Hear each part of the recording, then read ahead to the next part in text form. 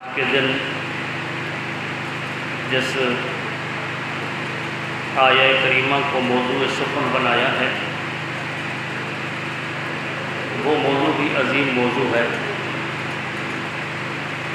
وہ ہے عظمت قرآن۔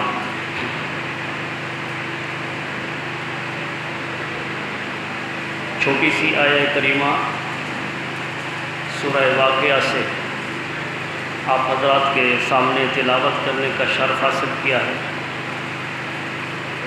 اللہ رب العزت نے ارشاد فرمایا وَإِنَّهُ لَقُرْآنٌ كَرِيمٌ، اور بے شک یہ عظمت والا قرآن ہے۔ قرآن مجید کی عظمت کے حوالے سے پہلی بات، اللہ رب العزت نے 104 کتابیں نازل فرمائیں،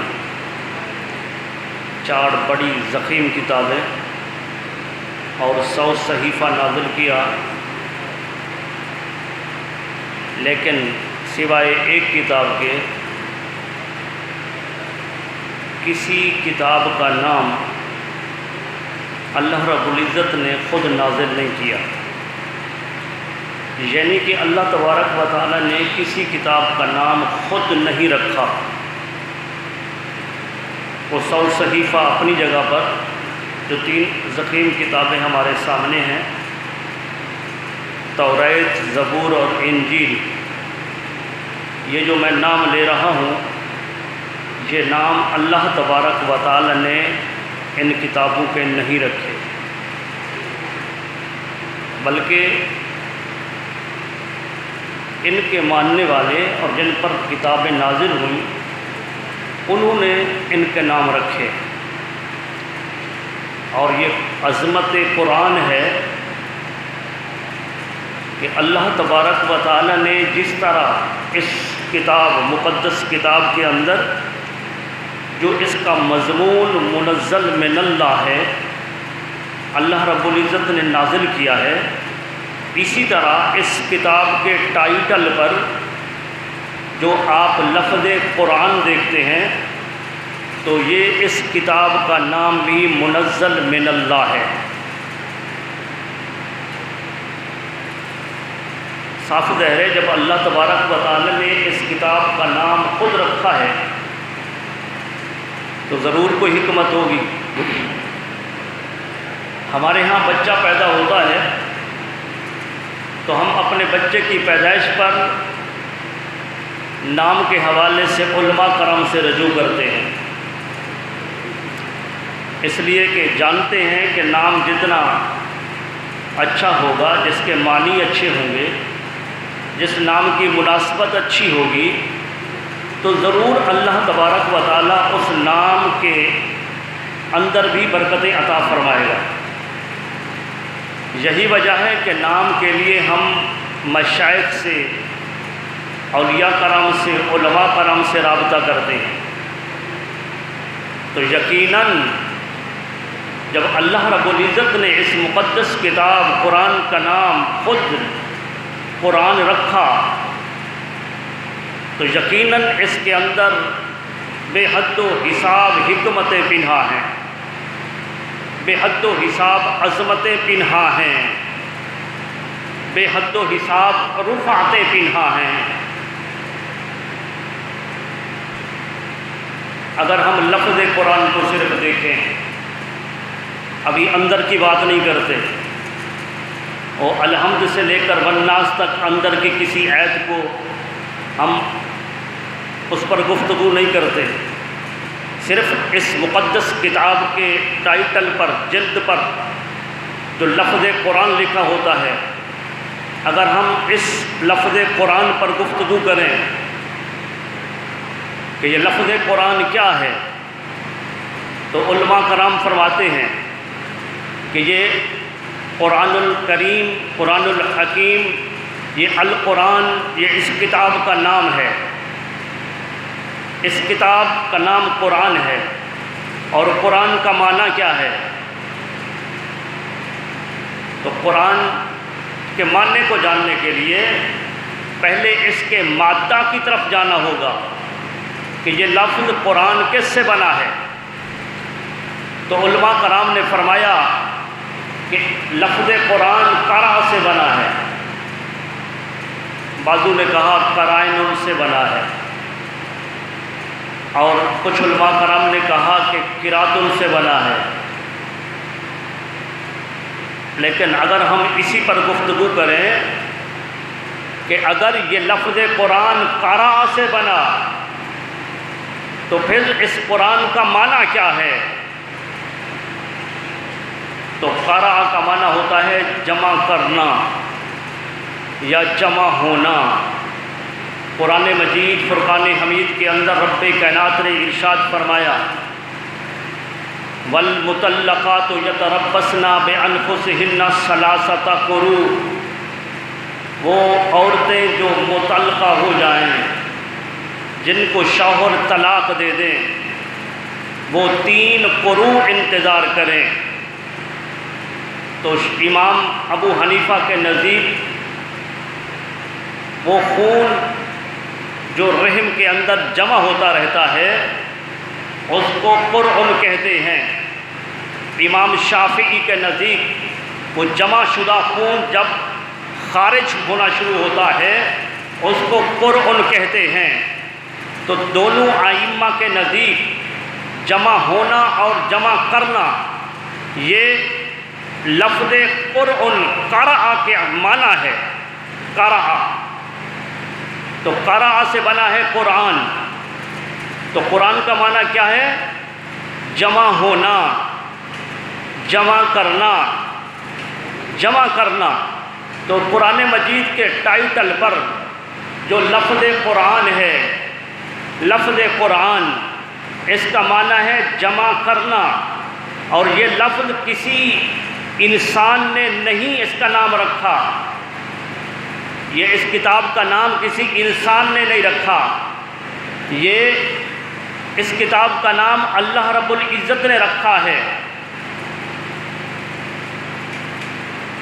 تو اس کا نام بھی منزل من اللہ ہے، اس کے اندر مضمون بھی منزل من اللہ ہے۔ تو جب اس کا نام اللہ نے رکھا ہے قرآن، اور قرآن کا معنی ہے جمع کرنا، تو لفظ قرآن ٹائٹل پر جو ہے وہ بتا رہا ہے کہ اس مقدس کلام کو اللہ رب العزت نے خود جمع کیا ہے، کیونکہ لفظ قرآن کا معنی ہی جمع کرنا ہے۔ اللہ تبارک و تعالیٰ نے اپنے مقدس کلام کے اندر بھی فرمایا وَإِنَّ عَلَيْنَا جَمْعَهُ وَقُرْآنَهُ، اس قرآن کو جمع کرنا بھی ہمارے اوپر ہے، اور رہتی دنیا تک اس کا پڑھا جانا بھی ہمارے اوپر ہے۔ یہ قرآن ہم نے جمع کیا ہے، اور رہتی دنیا تک اس کی حفاظت اِنَّا نَحْنُ نَزَّلْنَا الذِّكْرَ وَإِنَّا لَهُ لَحَافِظُونَ، اس مقدس کلام کو ہم نے نازل کیا ہے اور کہ اس کی حفاظت بھی ہمارے ذمہ ہے۔ تو لہذا وہ جمع کرنا، جمع کرنا، یہ عثمان غنی تو دکھائی دے رہے تھے صرف۔ حضرت عثمان غنی قرآن مجید کو، قرآن مجید نازل ہوا، حضور کے صحابہ اس کو کبھی پتوں پر لکھ رہے ہیں، کبھی جانور کی کھال پر لکھ رہے ہیں، مختلف چیزوں پر مقدس کلام لکھا جا رہا ہے، یہ ٹکڑوں ٹکڑوں کے اندر مختلف چیزوں پر لکھا جا رہا ہے۔ حضرت عثمان غنی کا دور آتا ہے، حضرت عثمان غنی اس مقدس کلام کو جمع کرتے ہیں۔ اللہ تبارک و تعالیٰ نے اس مقدس کلام کے ٹائٹل پر لفظ قرآن فرما کر ارشاد فرما دیا عثمان غنی کی طرف نہ دیکھنا، انہوں نے تو جمع کیا ہے، حقیقت کے اندر یہ دست قدرت ہی اس مقدس کلام کو جمع کر رہا تھا۔ میں یہی سمجھتا ہوں کہ حضرت عثمان غنی کو حدیبیہ کے مقام سے غائب کیوں کیا گیا؟ حدیبیہ کے مقام پر جب حضور علیہ السلام اپنے اصحاب کے ساتھ پہنچے تو حضرت عثمان غنی رضی اللہ تعالی عنہ کو ایلچی بنا کر، اس لیے کہ کافروں کی طرف سے پیغام آ گیا تھا کہ اس سال ہم مکہ کے اندر مسلمانوں کو اور ان کے سردار کو مکہ میں داخل نہیں ہونے دیں گے، آقا علیہ الصلوۃ والسلام نے حضرت عثمان غنی کو بھیجا کہ جا کر انہیں خبر دو کہ ہم کسی جنگ و جدل کے لیے نہیں آ رہے، ہم کوئی لڑائی جھگڑے کے لیے نہیں آ رہے، ہم تو خانہ کعبہ کے طواف کے لیے آ رہے ہیں۔ لیکن کافروں نے نہ مانا۔ حضرت عثمان غنی کو ایلچی بنا کر بھیجا گیا، اس لیے کہ مکہ کے اندر عثمان غنی کے زیادہ رشتہ دار رہتے تھے۔ حضرت عثمان غنی وہاں پہنچے مکہ کے اندر، تو حضرت عثمان غنی کو غائب کیوں کیا گیا؟ میں جو وجہ سمجھا ہوں، کسی اور کو بھی بھیجا جا سکتا تھا، کسی اور کو بھی سفیر بنا کر بھیجا جا سکتا تھا۔ صحابہ کرام کا ایک جمع غفیر تھا، کسی صحابی کو بھیج دیتے، لیکن اللہ تبارک و تعالیٰ کو علم تھا، وہ علام الغیوب ہے، وہ جانتا تھا کہ یہ مقدس کلام جو میں نازل فرما رہا ہوں اور میرے حبیب کے غلام کبھی کسی چیز پر لکھ رہے ہیں، کبھی کاغذ کے ٹکڑوں پر لکھ رہے ہیں، کبھی کھال پر لکھ رہے ہیں، کبھی یہ چمڑے کی تھیلیوں پر لکھ رہے ہیں، تو اس کو جمع جو کرے گا وہ عثمان غنی کا ہاتھ ہوگا۔ تو عثمان غنی کے ہاتھ کو ضمانت ملنی تھی ید مصطفیٰ کی، اور ید مصطفیٰ کو ضمانت ملنی تھی ید خدا کی۔ یہی وجہ تھی کہ حضرت عثمان غنی کو بھیجا گیا۔ تو حضرت عثمان غنی جب وہاں پہنچے تو وہاں انہوں نے روک لیا، آپ کے رشتہ داروں نے وہاں روک لیا، کہنے لگے کہ عثمان ہم اس سال اجازت نہیں دے سکتے، مسلمانوں کو اور تمہارے نبی کو، سردار کو ہم اجازت نہیں دے سکتے۔ ہاں، چونکہ تم مکہ میں پہنچ چکے ہو، حرم کے اندر داخل ہو، تم چاہو تو خانہ کعبہ کا طواف کر لو، لیکن دوسرے مسلمانوں کو اس سال اجازت نہیں ہے۔ حضرت عثمان غنی رضی اللہ تعالی عنہ کے ایمان پر قربان جائیں، خانہ کعبہ میں کھڑے ہیں۔ کوئی مجھ جیسا کوئی ہوتا تو کہتے کہ وہ تو اللہ کی مخلوق ہیں، محمد عربی بھی تو اللہ کی مخلوق ہیں، اب یہ اللہ کا مقدس گھر ہے، اگر وہ یہاں موجود نہیں تو کیا ہوا طواف کعبہ کر لوں۔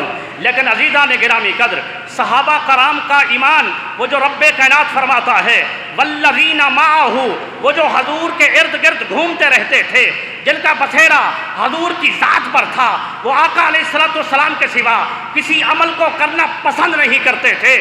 عثمان غنی نے جواب دیا کہ میرا آقا موجود نہ ہو اور کیا سمجھتی ہو کہ میں آقا کے بغیر طواف کر لوں گا؟ میں خانہ کعبہ کا طواف نہیں کروں گا۔ اور ادھر سے افواہ پھیل گئی مسلمانوں کے اندر، چونکہ دیر ہو گئی تھی، افواہ پھیل گئی کہ عثمان غنی کو شہید کر دیا گیا ہے۔ تو حضور علیہ الصلوۃ والسلام نے اس مسلمانوں کے اندر، مجاہدین کے اندر، صحابہ سارے مجاہد تھے، صحابہ کرام ہماری طرح ڈرپوک نہیں تھے، صحابہ کرام دلیر تھے، مجاہد تھے، وہ بچے تھے، وہ نوجوان تھے یا بوڑھے تھے، ایمان کی حرارت ان کے دلوں کے اندر تھی۔ تو انہوں نے عرض کی یا رسول اللہ، یہ خبر سنی ہے کہ شاید عثمان کو شہید کر دیا گیا ہے، یا رسول اللہ ہم انتقام حسین، انتقام عثمان لیں گے۔ تو حضور علیہ الصلوۃ والسلام نے ایک بہادر دلیر جرنیل کی طرح، آقا علیہ الصلوۃ والسلام تمام جرنیلوں کے سردار ہیں، آقا علیہ الصلوۃ والسلام نے اپنے ان غلاموں کے اس دلائی سے فائدہ اٹھاتے ہوئے اور اس بیعت کے لیے صحابہ کرام سے فرمایا کہ آؤ انتقام عثمان پر میرے ہاتھ پر بیعت کرو۔ صحابہ کرام انتقام عثمان پر حضور کے ہاتھ پر بیعت کرنے لگے۔ میرے آقا کا یہ ہاتھ ہوتا، دوسرا صحابی آتا میرے آقا کے ہاتھ پر بیعت کرتا انتقام عثمان پر۔ عزیزان گرامی قدر، جب سارے کے سارے صحابہ مکمل ہو چکے، اب عظمت عثمان پر قربان جائیں کہ آقا علیہ الصلوۃ والسلام نے آخر میں اپنا ہاتھ یوں کیا، فرمایا کہ یہ ہاتھ میرا ہے، دوسرا ہاتھ یوں کیا، فرمایا یہ عثمان کا ہاتھ ہے، یہ عثمان میرے ہاتھ سے میرے ہاتھ پر بیعت کر رہا ہے۔ اچھا، بات یہ ہے کہ بیعت مردوں کی نہیں ہوتی۔ بیعت جو ہے، اس دنیا میں کوئی فوت ہو جائے تو کسی شیخ کے پاس اس کی بیعت ہوتی ہے، کوئی اس کا طالب ہوتا ہے؟ وہ افواہ تو بات تو کرنے کو کر دی جاتی ہے کہ اگر علم ہوتا تو پھر انتقام عثمان پر بیعت کیوں لی جاتی؟ ارے بیعت کی اور بھی حکمتیں ہیں، لیکن اس میں میرے آقا کی بے خبری نہیں۔ اگر حضرت عثمان غنی شہید ہو گئے ہوتے تو عثمان غنی کی بیعت کیوں لی جاتی کہ یہ ہاتھ عثمان کا ہے اور یہ ہاتھ میرا ہے، عثمان میرے ہاتھ سے میرے ہاتھ پر بیعت کر رہا ہے۔ تو بیعت زندوں کی ہوتی ہے، مردوں کی نہیں ہوتی۔ اللہ تبارک و تعالیٰ کو اپنے حبیب کا یہ عمل پسند آیا۔ رب کائنات نے ارشاد فرمایا ان الذین یبایعونک انما یبایعون اللہ، اے میرے حبیب صلی اللہ علیہ وآلہ وسلم، یہ لوگ، یہ تیرے غلام، یہ تیرے صحابہ جو آپ کے ہاتھ پر بیعت کر رہے ہیں، یہ آپ کے ہاتھ پر بیعت نہیں کر رہے بلکہ یہ تو اللہ کے ہاتھ پر بیعت کر رہے ہیں۔ ید اللہ فوق ایدیہم، ان کے ہاتھوں پر اللہ کا ہاتھ ہے، ان کے ہاتھوں پر اللہ رب العزت کا ہاتھ ہے۔ تو عزیزان گرامی قدر، میں اسی واقعہ سے، یہ واقعہ اس وجہ سے سنایا کہ اللہ تبارک و تعالیٰ نے اس مقدس کلام قرآن مجید کا نام خود رکھا، لفظ قرآن، یہ منزل من اللہ ہے۔ تو جب اللہ نے خود اس کا نام رکھا تو اس کے اندر حکمت یہ ہے کہ لفظ قرا سے بنا ہے۔ قرا کا معنی ہوتا ہے جمع کرنا، اور لفظ قرآن کا معنی ہے جمع کرنا، اور یہ اللہ نے خود نازل کیا ہے۔ تو اللہ تبارک و تعالیٰ نے گویا کہ ہمیں بتا دیا کہ قرآن کو نازل بھی ہم نے کیا اور اس قرآن کو جمع بھی ہم نے کیا ہے۔ عثمان غنی تو صرف دکھائی دے رہے تھے، حقیقت کے اندر یہ دست قدرت اس مقدس کلام کو جمع کر رہا تھا۔ یہی وجہ تھی حدیبیہ کے مقام پر اللہ نے فرمایا کہ حبیب جو آپ کے ہاتھ پر بیعت کر رہے ہیں یہ آپ کے ہاتھ پر نہیں، یہ اللہ کے ہاتھ پر بیعت کر رہے ہیں۔ صحابہ کرام حضور کے ہاتھ پر بیعت کر رہے تھے، رسول اللہ صلی اللہ علیہ وسلم کا ہاتھ ید اللہ قرار پا گیا۔ عثمان غنی کے ہاتھ کو رب کائنات کے حبیب نے اپنا ہاتھ قرار دے کر کہ یہ عثمان کا ہاتھ ہے، یہ میرا ہاتھ ہے، اپنے ہاتھ میں ہاتھ دے کر بیعت کر دی۔ گویا کہ عثمان کا ہاتھ حضور کا ہاتھ قرار پا گیا اور حضور کا ہاتھ ید خدا قرار پا گیا۔ تو قرآن مجید جب جمع ہو رہا تھا تو صرف عثمان غنی تو دکھائی دے رہے تھے، حقیقت کے اندر اللہ رب العزت خود اس کو جمع کر رہا تھا۔ تو لہذا قرآن اتنا ہی ہے 30 پاروں کا ہی ہے، یہ 40 پارے کا نہیں ہے۔ تو 10 پارے ابو بکر صدیق کی بکری کھا گئی، یہ 30 پارے کا ہی ہے۔ اللہ تبارک و تعالیٰ نے اس کو فرمایا نا اِنَّا نَحْنُ نَزَّلْنَا الذِّكْرَ وَإِنَّا لَهُ لَحَافِظُونَ، اس قرآن کو ہم نے اس کو نازل کیا اور اس کی حفاظت بھی ہمارے ذمہ ہے۔ سابقہ کتابوں کی ضمانت نہ دی تھی، سابقہ کتابیں، آج آپ کو توریت اپنی اصلی حالت میں مل سکتی ہے؟ نہیں مل سکتی۔ زبور اپنی حالت میں مل سکتی ہے؟ نہیں مل سکتی۔ انجیل نہیں مل سکتی۔ لیکن قرآن مجید جس طرح آج سے 1440 سال پہلے تھا اسی طرح آج ہے، اور جس طرح آج ہے اسی طرح قیامت تک رہے گا، اس لیے کہ اس کی ضمانت، اس کی حفاظت کا ضمانت ذمہ جو ہے وہ اللہ تبارک و تعالیٰ نے خود لیا ہے، جمع بھی خود کیا ہے اور اس کا ذمہ بھی خود لیا ہے۔ یہاں تک کہ اس میں تو آقا علیہ الصلوۃ والسلام کے عمل کو بھی دخل نہیں۔ وہ حضور علیہ الصلوۃ والسلام جو اللہ تبارک و تعالیٰ کے محبوب ہیں، جو کسی بات کو حلال حرام قرار دے دے اللہ تبارک و تعالیٰ اسے حلال حرام قرار دے دیتا ہے۔ اللہ تبارک و تعالیٰ نے قرآن مجید کے اندر آپ دیکھیں، اللہ تبارک و تعالیٰ نے مچھلی کو حلال قرار نہیں دیا۔ کس نے قرار دیا؟ امام الانبیاء نے۔ تو جس طرح اللہ تبارک و تعالیٰ کسی چیز کو حلال یا حرام قرار دیتا ہے، اس کے پیارے حبیب صلی اللہ علیہ وآلہ وسلم بھی اگر کسی چیز کو حلال قرار دیں تو جس طرح اللہ تبارک و تعالیٰ نے کسی چیز کو حلال قرار دیا قیامت تک کے لیے حلال ہے، اسی طرح اس کا پیارا حبیب جب کسی چیز کو حلال قرار دے دے وہ قیامت تک کے لیے حلال ہے، کسی چیز کو حرام قرار دے دیں قیامت تک کے لیے حرام ہے۔ تو آقا علیہ الصلوۃ والسلام کی جو اتنا عظمت ہے، اس پیارے حبیب کے پاس انطاکیہ کے لوگ آتے ہیں۔ انطاکیہ کے لوگ آئے، کہنے لگے یا رسول اللہ، ہم آپ پر ایمان لے آئے ہیں، ہم مسلمان ہو گئے، ہم مومن ہو گئے، لیکن آپ سے ایک چھوٹی سی ریکویسٹ ہے، آپ سے گزارش ہے کہ آپ مہربانی فرمائیں، یہ جو قرآن آپ پر نازل ہو رہا ہے، اس قرآن مجید کے اندر موسیٰ علیہ الصلوۃ والسلام اور اللہ تبارک و تعالیٰ کے ایک بندے کا ذکر ہے سورہ کہف کے اندر، اور جب وہ ہماری بستی کے اندر آئے تھے انطاکیہ کے اندر آ کر انہوں نے ہماری بستی والوں سے کھانا طلب کیا تھا، ہماری بستی والوں نے انکار کر دیا تھا۔ اب وہ جو انکار کیا تھا، وہ انکار مقدس کلام کے اندر موجود ہے کہ انہوں نے مہمان نوازی سے انکار کر دیا، انہوں نے مہمان نوازی سے انکار کیا۔ یا رسول اللہ، آپ ایسا فرمائیں، ایک ہی تو نقطے کی بات ہے، آپ ایک نقطہ اور لگا دیں، فآباؤ کی جگہ جو ہے آپ ایک نقطہ اور لگا دیں کہ انہوں نے فآتاؤ، آپ تا بنا دیں، اس پر ایک نقطہ اور لگا دیں، ایک نقطے کی بات ہے، یہ ہماری بدنامی ہمیشہ کے لیے ختم ہو جائے گی، ہماری بستی انطاکیہ کی بدنامی ہمیشہ کے لیے قیامت تک ختم ہو جائے گی۔ آپ مہربانی فرما دیں، بس اتنا ترجمہ ہو جائے کہ وہ موسیٰ علیہ الصلوۃ والسلام اور اللہ کا ایک بندہ آئے تھے، انہوں نے انطاکیہ کی بستی والوں سے کھانا طلب کیا تھا، انہوں نے انکار نہیں کیا تھا بلکہ انہوں نے مہمان نوازی کی تھی، کھانا دے دیا تھا۔ یا رسول اللہ، اتنا تو کرم فرما دیں کہ قیامت تک ہماری بستی کی بدنامی ختم ہو جائے۔ میرے آقا نے فرمایا، میرے غلاموں سنو، یہ اللہ تبارک و تعالیٰ کا کلام ہے، رب کائنات نے اس کو نازل کیا ہے، میں اس بات کا مجاز نہیں کہ زبر زیر پیش کی تبدیلی کر دوں، جو کچھ رب کائنات نے نازل کیا وہی کچھ ہے اور قیامت تک وہی رہے گا۔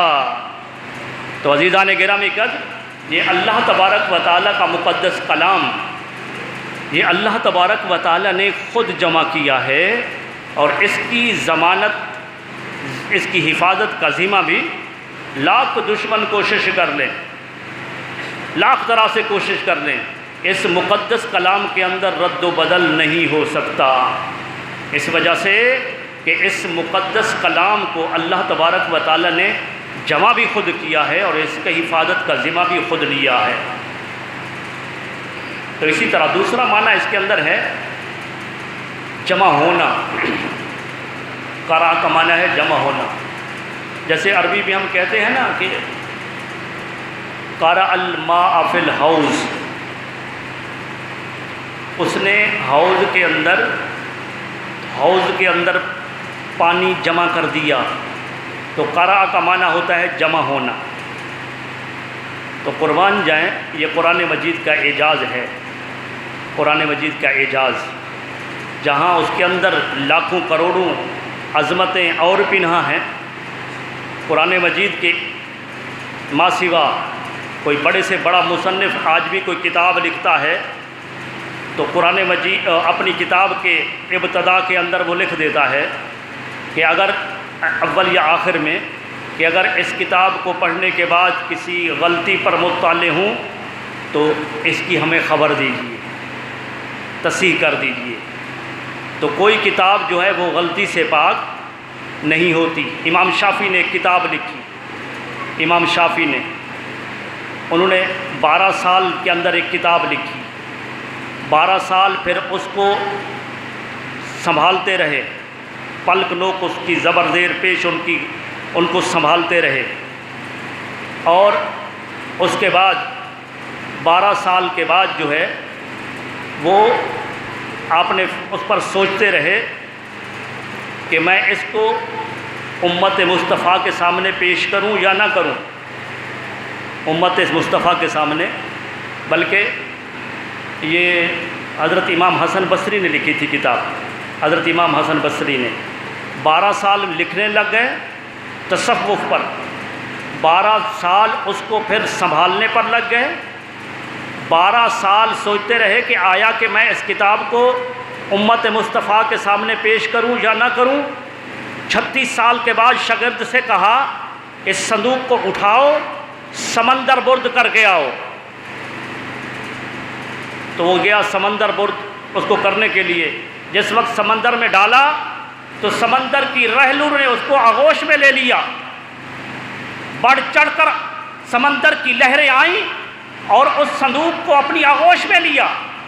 اس شاگرد نے یہ معاملہ دیکھا تو اپنے استاد امام حسن بصری کے پاس پہنچے اور عرض کرنے لگے کہ اگر میں یہ سب کچھ اپنی آنکھوں کے سامنے نہ دیکھتا تو آپ سے کبھی سوال نہ کرتا کہ یہ کیا تھا صندوق کے اندر، لیکن میں تو کچھ اور چیزیں دیکھ کر آیا ہوں۔ میں سمندر کو اس پر لپکتے ہوئے دیکھ کر آیا ہوں، سمندر کی لہروں کو اس اپنی آغوش میں اس صندوق کو لیتے ہوئے دیکھ کر آیا ہوں۔ مجھے فرمائیے کہ کتاب کے اندر کیا تھا؟ فرمایا کہ اس صندوق کے اندر ایک کتاب تھی جو میں نے 12 سال سے مشقت کے اندر محنت شاقہ کے ساتھ لکھا تھا۔ 12 سال کے بعد میں نے 12 سال پھر اس کو سنوارا تھا، پھر 12 سال میں نے سوچتا رہا اس کتاب کو امت کے سامنے پیش کروں یا نہ کروں، لیکن پھر میں نے فیصلہ کیا کہ جب تک یہ قرآن مجید جب امت کے سامنے موجود ہے تو قرآن مجید کے ہوتے ہوئے حسن بصری کی کتاب کی امت کو ضرورت نہیں ہے۔ تو لہٰذا میں نے امت کے سامنے کتاب کو پیش نہ کیا، حضور کی امت کے سامنے میں نے اس کو سمندر برد کر دیا، اس لیے کہ یہ وہ قرآن ہے جس کے اندر اللہ تبارک و تعالیٰ نے ہر چیز کو جمع کیا ہے۔ اللہ تبارک و تعالیٰ نے اس کے اندر ہر چیز کا علم رکھا ہے۔ امام شافعی کی بات کر رہا تھا، امام شافعی علیہ رحمت نے بھی ایک کتاب لکھی اور کتاب لکھنے کے بعد اس کو پڑھا اور کئی غلطیاں نکال ڈالیں، پھر اس کے بعد پھر دوبارہ پڑھا، تصحیح کرنے کے بعد پھر غلطیاں نکال ڈالیں، پھر ان کی تصحیح کرنے کے بعد پھر پڑھا۔ آپ نے 40 مرتبہ اپنی ہی لکھی ہوئی کتاب کو بعد میں تصحیح کرنے کے لیے پڑھا تو پھر کئی غلطیاں نکال ڈالیں۔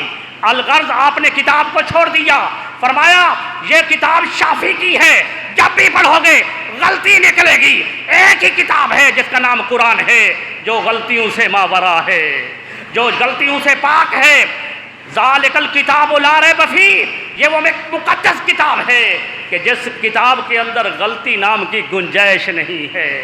اور وہ کتاب کیا ہے؟ وہ اللہ تبارک و تعالیٰ کی نازل شدہ کتاب قرآن مجید ہے۔ ذالک الکتاب، یہ وہ کتاب ہے۔ یہ ذالک کا اشارہ دور کے لیے ہوتا ہے اور پڑھنے والا اپنے ہاتھوں میں لے کر اس مقدس کلام کو پڑھ رہا ہوتا ہے، یہ اپنے ہاتھوں میں یوں لے کر قرآن کو پڑھ رہا ہے، پھر بھی کہہ رہا ہے ذالک الکتاب، یہ وہ کتاب ہے۔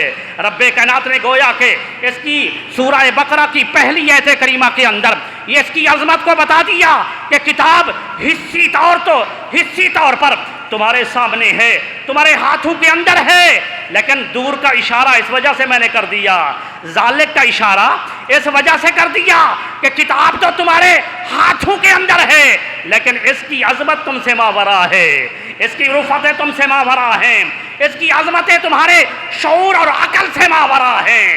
اس لیے کہ یہ کتاب کسی انسان کی کتاب لکھی ہوئی کتاب نہیں ہے، یہ تو اللہ تبارک و تعالیٰ کی نازل شدہ کتاب ہے۔ تو عزیزان گرامی قدر، امام شافعی نے اپنی کتاب کو چھوڑ دیا کہ بار بار پڑھو گے تو غلطیاں نکلتی رہیں گی۔ یہی وجہ ہے کوئی کتاب غلطیوں سے پاک نہیں سوائے قرآن مجید کے۔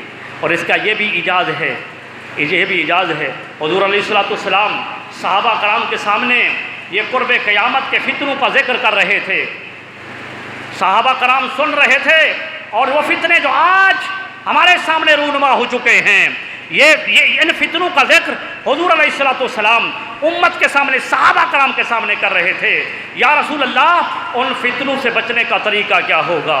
میرے آقا نے فرمایا ہاں، ان فتنوں سے بچنے کا ایک ہی طریقہ ہوگا کہ قرآن مجید کے دامن کو تھامنا ہوگا۔ جو قرآن مجید کے دامن کو تھام لے گا وہ قرب قیامت کے فتنوں سے محفوظ ہو جائے گا، اور جس نے قرآن مجید کا دامن چھوڑ دیا وہ فتنوں کے اندر مبتلا ہو جائے گا۔ یہی وجہ تھی جو آقا علیہ الصلوۃ والسلام نے فرمایا، ترمذی شریف کی حدیث ہے اور مشکات المصابیح سے بیان کر رہا ہوں، میرے آقا صلی اللہ علیہ وآلہ وسلم نے فرمایا، اے لوگو میں تمہارے درمیان دو عظیم چیزیں چھوڑے جا رہا ہوں، ایک قرآن ہے اور ایک میری اہل بیت ہے۔ ایک حدیث کے اندر سنت بھی آتا ہے، ایک قرآن ہے اور میری سنت ہے، لیکن جہاں سے میں بیان کر رہا ہوں ترمذی شریف کے حوالے سے اور یہ مشکات المصابیح کے حوالے سے، تو وہاں پر آیا کہ میں دو چیزیں چھوڑے جا رہا ہوں، یہ دو چیزیں آپس میں ملی رہ جائیں گی، ایک دوسرے سے جدا نہیں ہوں گی، یہاں تک کہ قیامت کے دن حوض کوثر پر یہ دونوں چیزیں مجھ سے ملاقات کریں گی۔ فرمایا ان میں سے ایک قرآن ہے جو ایک اللہ تبارک و تعالیٰ کی بارگاہ میں ایک لمبی رسی ہے، اس کا ایک سرا اللہ تبارک و تعالیٰ کے دستے قدرت میں ہے اور ایک سرا تمہارے ہاتھوں کے اندر ہے، اور فرمایا دوسری چیز میرے حبیب کی، میرے آقا نے فرمایا کہ دوسری چیز میری اہل بیت ہے۔ اہل بیت، فرمایا جب تک تم ان کا دامن تھامے رہو گے گمراہ نہیں ہوگے۔ ارے گمراہ فرقوں کی پہچان مشکل نہیں، گمراہ فرقوں کی پہچان آسان ہے۔ تم دیکھ سکتے ہو آقا علیہ الصلوۃ والسلام نے آپ لوگوں کو پیمانہ دے دیا ہے، رب کائنات نے آپ کو ٹیسٹ کرنے کے لیے یہ پیمانہ دیا کہ جو قرآن کو چھوڑ دے گا وہ گمراہ ہو جائے گا۔ جس نے قرآن کا دامن چھوڑا، اہل بیت کا صرف دامن پکڑ لیا، وہ فرقہ بھی گمراہ ہو گیا، اور جس نے اہل بیت کو چھوڑا، قرآن مجید کو صرف تھامے رکھا، وہ بھی گمراہ ہو گیا۔ حق پرست کی پہچان یہ ہے کہ وہ قرآن کو بھی تھامے گا، وہ اہل بیت کو بھی تھامے گا۔ جس نے دونوں دامن تھام لیے وہ کامیاب و کامران ہو گیا۔ تو رب کائنات کے پیارے حبیب نے فرمایا کہ دونوں اکٹھے رہیں گے۔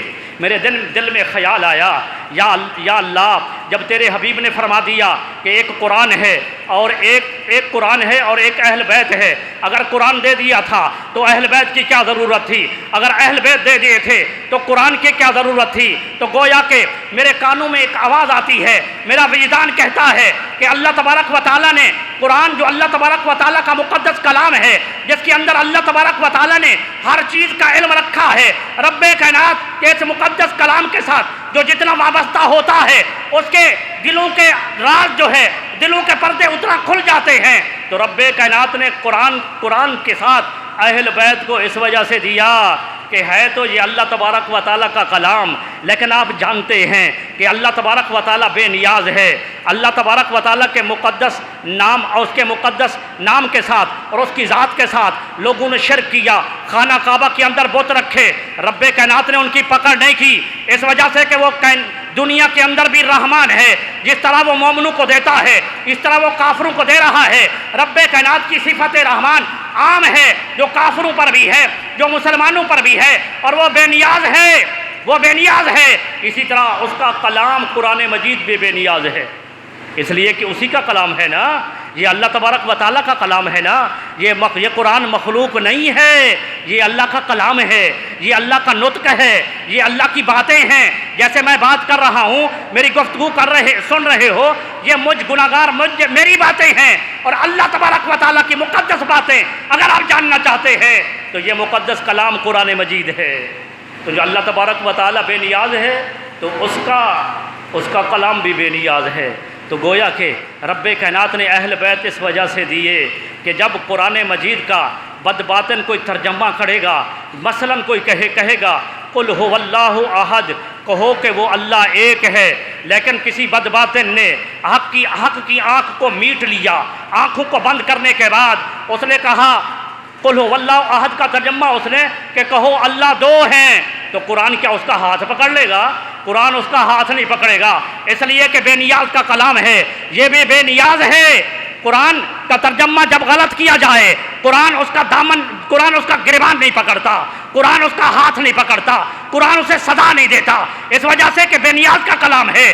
اللہ تبارک و تعالیٰ نے اس ان بولتے قرآن کے ساتھ کچھ بولتے ہوئے قرآن بھیجے جن کو اہل بیت کا نام دیا، تو رب کائنات کے حبیب نے قرآن کے ساتھ اہل بیت اس وجہ سے دیے کہ جب بھی کوئی بد باطن قرآن کا ترجمہ غلط کرے گا قرآن خاموش رہے گا، لیکن اہل بیت خاموش نہیں رہیں گے، امام حسین خاموش نہیں رہیں گے، امام حسن خاموش نہیں رہیں گے، اہل بیت اطہار خاموش نہیں رہیں گے جب قرآن کے عطا کردہ قوانین کے اندر کوئی رخنا داری کرنا کرے گا، اللہ تبارک و تعالیٰ کے احکام کو بدلنا چاہے گا۔ امام حسین اپنے 72 کا خون قربان کر دیں گے لیکن قرآن مجید پر حرف نہیں آنے دیں گے۔ اس وجہ سے رب کائنات نے اس مقدس کلام کے ساتھ اس کے پیارے حبیب نے ملا کر فرمایا قرآن کو بھی تھامو، اہل بیت کا دامن بھی تھامو۔ تو عزیزان گرامی قدر، یہ وہ مقدس کلام جس کا معنی ہے جمع ہونا، جمع کرنا اور جمع ہونا۔ تو جمع ہونا سے مراد کیا ہے؟ اللہ تبارک و تعالیٰ نے اس قرآن مجید کے اندر ہر چیز کا علم رکھا ہے۔ ارے ہم چونکہ 14ویں صدی کے اندر ہیں، پرفتن دور کے اندر ہیں، قرآن کا دامن ہم نے چھوڑ دیا ہے۔ آج قرآن کو ہم نے گھروں کے اندر رکھا تو صرف برکت کے لیے رکھا ہے، جزدان کے اندر قرآن کو سنوار کر رکھا ہے۔ کبھی کبھار موقع ملا، رمضان المبارک کا مہینہ آیا، قرآن کو اٹھا کر پڑھ لیا۔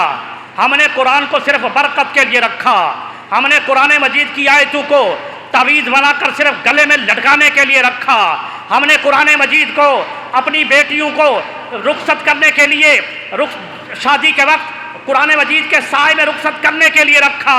ارے قرآن مجید کے اندر سورہ یاسین کو صرف ہم نے مریض کے سرحانے پڑھ کر اس کی موت کی آسانی کے لیے رکھا۔ ارے قرآن مجید اللہ تبارک و تعالیٰ کا کلام ہے، بے نیاز کا کلام ہے۔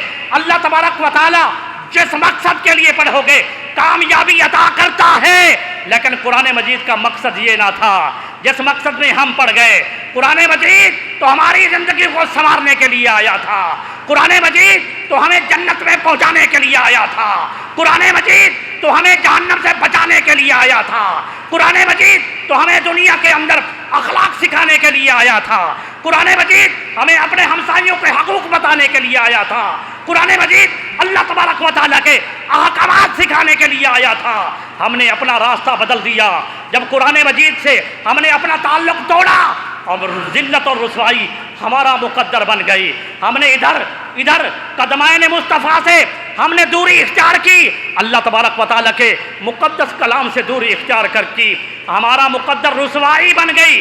ارے ہر چیز جہاں کہیں بھی آپ کو کسی مشکلات کا سامنا ہے، اللہ تبارک و تعالیٰ نے اس مقدس کلام کو اپنے حبیب پر نازل کر کے امت کے لیے ہمیشہ کے لیے قیامت تک کے لیے یہ دائمی معجزہ عطا فرما دیا ہے۔ یہ قرآن مجید آپ کو جو بھی مشکلات ہو، یہ قرآن مجید اس کا حل بتاتا ہے، یہ قرآن مجید اس کے اندر صبر کی تلقین کرتا ہے، یہ قرآن مجید اس کے اندر کامیابی و کامرانی کے ساتھ ہم کنار اور منزل مقصود تک پہنچاتا ہے۔ اس لیے کہ قرآن مجید وہ کلام ہے جس کے اندر ہر چیز موجود ہے، ہر چیز موجود ہے۔ رب کائنات نے فرمایا نا اپنے مقدس کلام کے اندر لا رطب ولا یابس الا فی کتاب مبین، کوئی خشک یا تر چیز ایسی نہیں جس کا ذکر قرآن کے اندر موجود نہ ہو۔ آپ ہر چیز کا جائزہ کا دیکھ لیں، ہر چیز کو دیکھ لیں، یا خشک ہوگی یا تر ہوگی یا ان دو صفتوں سے متصف ہوگی۔ تو رب کائنات نے کس انداز میں فرمایا لا رطب ولا یابس الا فی کتاب مبین، کوئی خشک یا تر چیز ایسی نہیں کہ جس کا ذکر اس مقدس کلام قرآن کے اندر موجود نہیں ہے۔ لا اصغر ولا اکبر الا فی کتاب مبین، ارے کوئی بڑی یا چھوٹی چیز ایسی نہیں جس کا ذکر اس مقدس کلام کے اندر موجود نہیں ہے۔ بلکہ صرف ذکر نہیں تفصیل کل شیء، ہر چیز کی تفصیل موجود ہے۔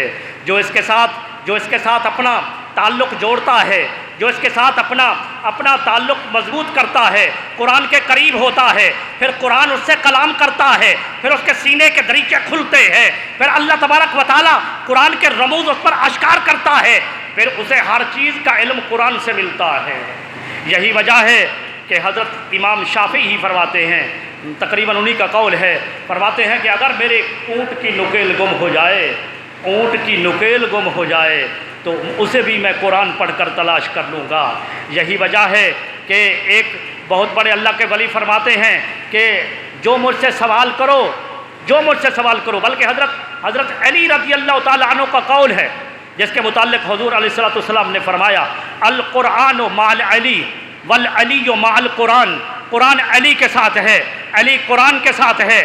اب وہ حضرت علی کے قرآن کے ساتھ اس قدر متمسک ہو گئے تھے، اس قدر جڑ گئے تھے، قرآن کے ساتھ اپنا رشتہ تعلق جوڑ دیا تھا۔ جب تعلق جڑ گیا تھا تو حضرت علی کا نعرہ کیا ہو گیا تھا؟ حضرت علی کا قول جو کتابوں کے اندر موجود ہے وہ قول یہ ہے، سلونی اما شئتم اخبرکم فی کتاب اللہ، اے لوگو جو تمہارا جی چاہے مجھ سے سوال کرو، میں قرآن پڑھ کر تمہیں اس کی خبر دے دوں گا، جو جی چاہے سوال کرو۔ ارے یہ نعرہ تو میرے آقا کا تھا نا، جس پر اللہ تبارک و تعالیٰ نے وحی نازل فرمائی ہے، جس کو اللہ تبارک و تعالیٰ نے اپنا محبوب بنایا ہے۔ یہ نعرہ تو میرے آقا کا تھا، یہ نعرہ اس وقت لگایا تھا جس وقت منافقین نے حضور علیہ السلام کے علم کے اندر تان کیا تھا۔ وہ آیت کریمہ جو چوتھے پارے کے اندر ہے، اللہ تبارک و تعالیٰ نے جب منافقین نے تان کیا حضور کے علم کے اندر تو اللہ تبارک و تعالیٰ نے فرمایا ما کان اللہ لیذر المؤمنین علی ما انتم علیہ، اللہ کی یہ شان نہیں ہے کہ اب منافق مومنوں کے ساتھ ملے رہ جائیں، اللہ تبارک و تعالیٰ ان کو جدا کرے گا۔ اللہ تبارک و تعالیٰ نے فرمایا حتی یمیز الخبیث من الطیب، یہاں تک کہ اللہ تبارک و تعالیٰ خبیث کو طیب سے جدا کرے گا۔ خبیث کس کو فرمایا؟ منافقین کو، جو حضور کے علم پر تانا زنی کر رہے تھے۔ اللہ نے فرمایا خبیث کو طیب سے جدا کرے گا۔ یا اللہ کیا ہوگا؟ یہ منافق جدا کیسے ہوں گے؟ یہ تو حضور کے پیچھے نمازیں پڑھتے ہیں، جس طرح مومن نے پگڑی رکھی ہوتی ہے اس طرح منافق نے پگڑی رکھی ہوتی ہے، جس طرح امام الانبیاء کے پیچھے صحابی نماز پڑھ رہا ہوتا ہے اسی طرح منافق نماز پڑھ رہا ہوتا ہے۔ تو کیا ان کے چہروں پر لکھا جائے گا؟ کیا ان کے دروازوں پر لکھا جائے گا؟ تو رب کائنات نے فرمایا نہیں، ما کان اللہ لیطلعکم علی الغیب، اللہ کی یہ شان نہیں کہ وہ ہر ایرے غیرے کو علم غیب دے دے۔ ارے اللہ تبارک و تعالی جو علام الغیوب ہے وہ ہر کسی کو علم غیب نہیں دیتا، ولیکن اللہ یجتبی من رسلہ من یشاء، یعنی رسولوں میں سے جس کو چاہتا ہے علم غیب کے لیے چن لیتا ہے۔ گویا کہ اللہ تبارک و تعالی نے اپنے حبیب سے فرمایا اے حبیب ان لوگوں نے میرے متعلق باتیں کی، میں نے کوئی بات نہ کی، لیکن حبیب آپ پر بات کرنا مجھے گوارا نہ ہوا، یہ آپ کے علم میں تانا زنی کرتے ہیں، آپ ان کو اپنی صفوں سے نکال دیجئے۔ تو عزیزان گرامی قدر بخاری میں ہے، مسلم میں ہے، دیگر حدیثی کتابوں میں ہے، امام الانبیاء مسجد میں تشریف لائے اور آپ صلی اللہ علیہ وآلہ وسلم نے تمام لوگوں کو بلایا مسجد میں آ جاؤ، تو مومنوں کے ساتھ منافق بھی آ جائے۔ میرے آقا نے فرمایا لوگو آج مجھ سے پوچھو جو کچھ پوچھنا ہے، قیامت تک پوچھو، میں محمد تمہیں بتاؤں گا۔ ایک شخص کھڑا ہوا عرض کرنے لگا یا رسول اللہ میرا والد جو ہے میرے پیدائش سے پہلے فوت ہو گیا تھا، میرے والد کے نام پر مجھے خدشہ ہے کہ میرے والد کا اصل نام کیا تھا؟ میرے آقا نے فرمایا ابو کا حذافہ، تیرے باپ کا نام حذافہ ہے۔ پھر اور کھڑا ہوا یا رسول اللہ میرا والد فوت ہو گیا میری پیدائش سے پہلے، لیکن مجھے لوگ تانا دیتے ہیں کہ تو اپنے باپ کا نطفہ نہیں ہے، تو حرام کا نطفہ ہے، یا رسول اللہ کیا میں حلالی ہوں یا حرامی ہوں؟ آقا علیہ السلام نے فرمایا تو ایک چرواہا کا بیٹا ہے۔ اس کے بعد ایک شخص کھڑا ہوا کہنے لگا یا رسول اللہ نمازیں پڑھتا ہوں، روزے رکھتا ہوں، حج کرتا ہوں، دل کے اندر کھٹکا سا رہتا ہے جنت میں جاؤں گا یا جہنم میں جاؤں گا؟ میرے آقا نے فرمایا تو جنتی ہے۔ اس کے بعد ایک منافق کھڑا ہوا، اس نے بھی کہا اٹکل کے ساتھ جنت کا ٹکٹ لے لوں۔ جب وہ کھڑا ہوا اس نے بھی یہی سوال کیا کہ جنت میں جاؤں گا یا جہنم میں جاؤں گا؟ میرے آقا صلی اللہ علیہ وسلم کا چہرہ مبارک غصے سے زرد ہو گیا اور میرے آقا نے فرمایا تو جہنمی ہے۔